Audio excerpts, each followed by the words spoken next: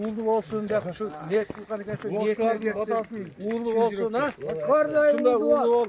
Niyet tileğen ederken şu dostlarına, kambalı dostlarına biri olur. Özünde kıyır da bana olsun ha. Görüşürüz. Amin Allahu Ekber. Nar öt bir koyuyor var. Nar öt koy. Çıkayım narı. Ana bismillah. Koyuyorum.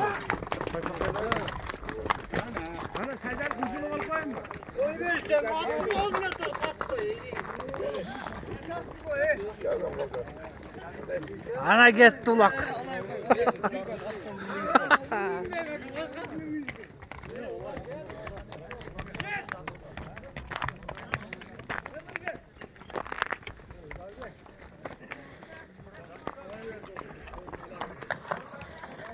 Nake bugün Canalay'da ulak bol otat. 85. yılki bollar ulak bir otat.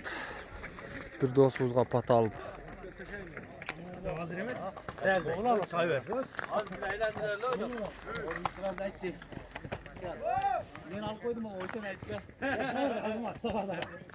Alıp koydum gözü birleşelim.